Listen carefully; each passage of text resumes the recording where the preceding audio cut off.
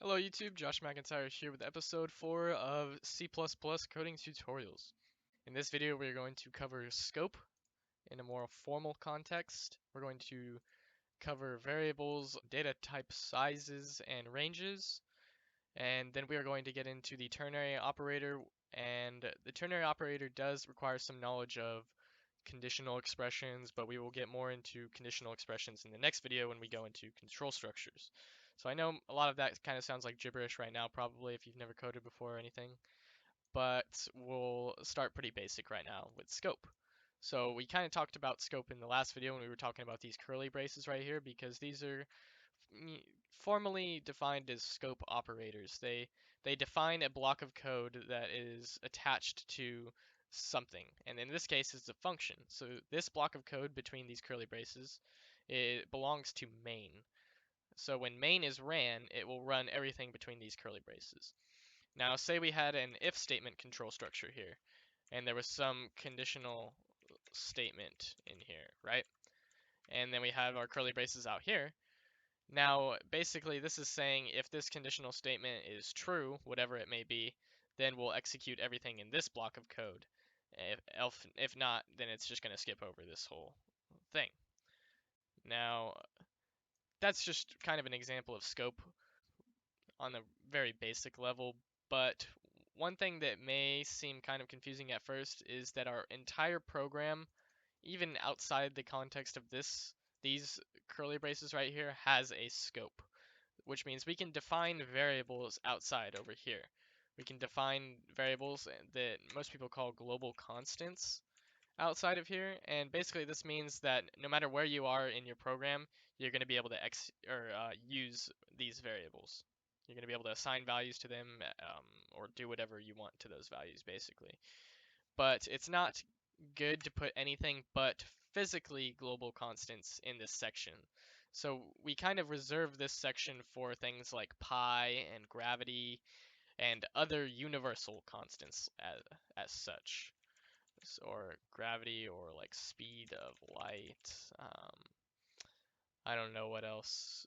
Just things like that are universally constant. And we reserve this section for those types of things. Okay. So I hope you guys got a little bit of a better understanding of scope now. We will go and return back to this concept later when we get back into control structures and how that ties in with scope, but for right now I think this is a good enough handle on it.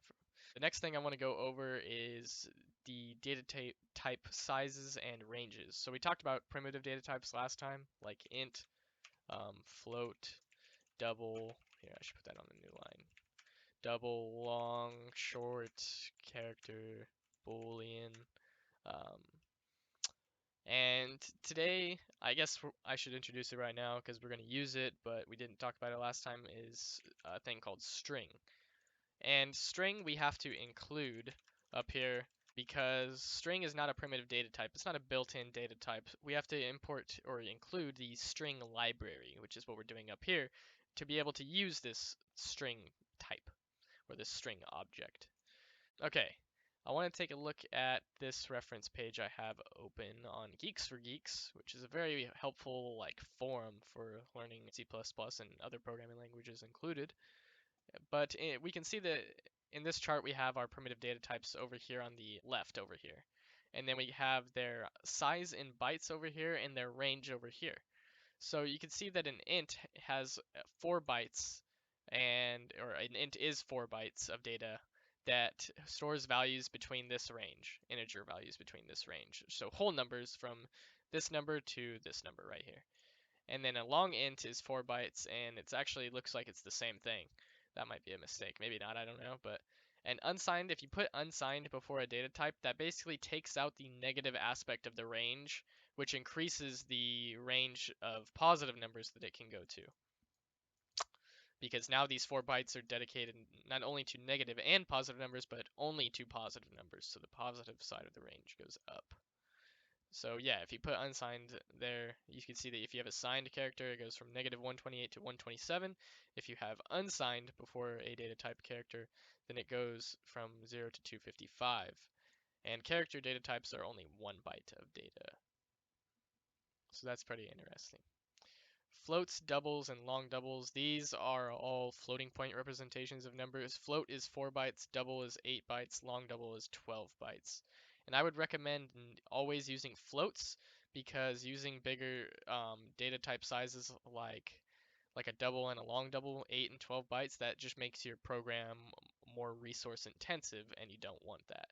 And using long ints and unsigned long ints are also another pretty bad practice because you don't really want to use anything more than 4 bytes in your program unless you absolutely have to.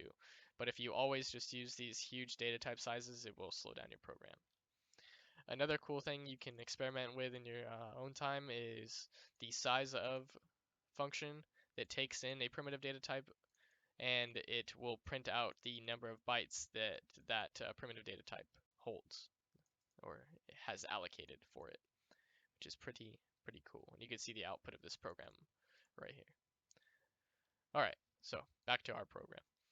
We're going to be making a college application program today with hard-coded variable values, and we're going to go in and declare our variables right now. Our first variable is going to be a bool, and it is going to be is resident. And actually, this is bad practice that I named a variable so long of a name. It's only supposed to be 7 characters, and 7 characters is right there, so I should actually cut it off right here and then include a comment over here that says this is the is resident variable. Okay, and the next variable we're going to create is going to be a string for the first name, and I should use camel case right there and right there. And this is going to be first name and last name. And you can declare 2 variables of the same type on one line by separating their names with commas like I did right here. So we got a first name variable right here and a last name variable right here, and they're both string types. And you can see that every first word, I don't have the letter of that first letter of that word capitalized, but after that I have every first letter of those words capitalized. This is a naming convention for variables that most programmers use called camel case. And it basically says that, yeah, the first letter you leave lowercase, and any words that come after that in the variable name, the first letter of those words are capitalized.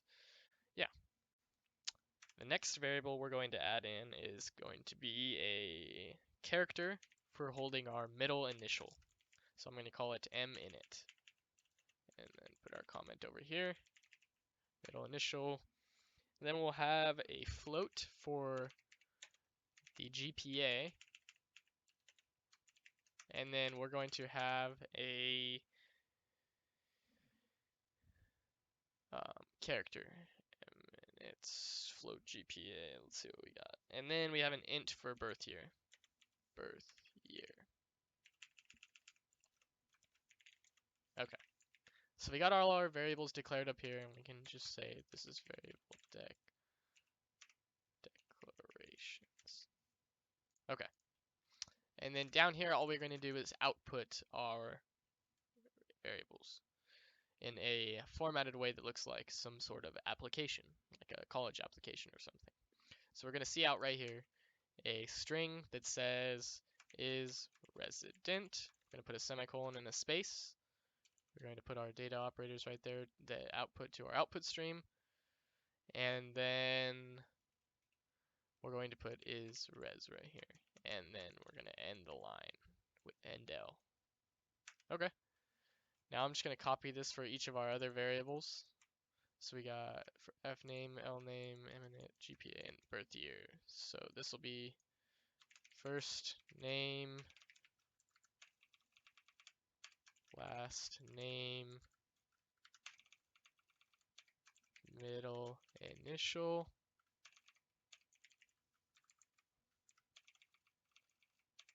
GPA, and then birth year.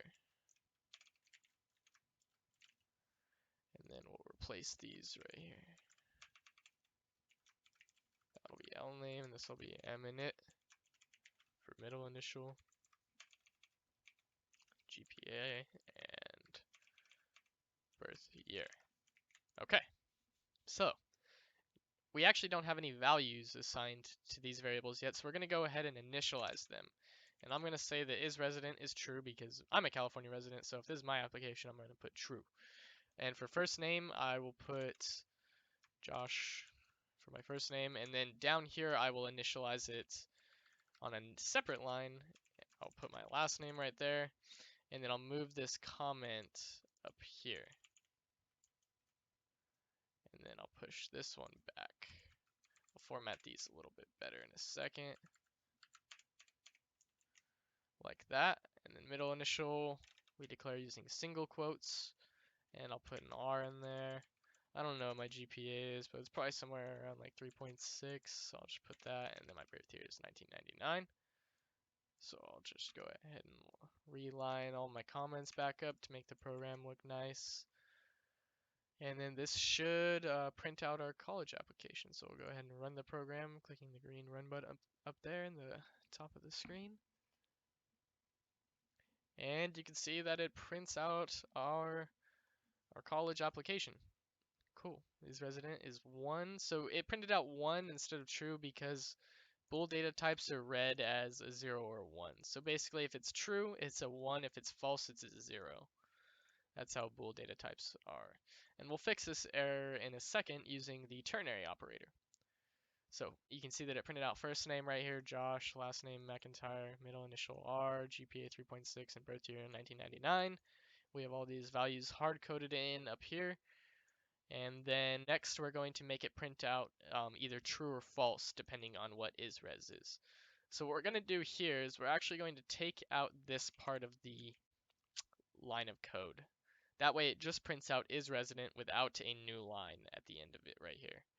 And then what we're going to do is we're actually going to use our ternary operator, and our ternary operators are used like this.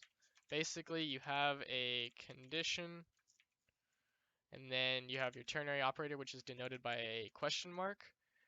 This will execute either expression 1 if the condition was true, or expression 2 if the condition was false. So we can get into this right here and use the ternary operator to check if isres is 1. If isres is 1, then we'll print out true right here. If it's false, then we'll see out false right here. Okay, so we can put isres is equal to 1, and then our ternary operator. And just to make it look organized, we can put this in parentheses to show what our condition is. And then we will put our expression 1 right here, which will be a C out of true. And then we'll put an end L right here. And then we'll put the other, actually we don't need that right there. We'll put another expression over here that will print out false if isres was not equal to 1. Okay. Now let's run our program.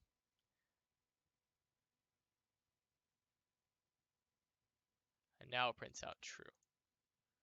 Perfect. All right. I think that looks pretty good for right now. And we'll get a little more into conditionals and control structures and input. Maybe we'll split those up actually. We might do input in the next video and then control structures after that, but we'll see. That concludes everything for this video though. So I will see you guys in the next video where we're going to expand this program to, instead of having hard-coded values, have these values be filled in by the user using input from the keyboard.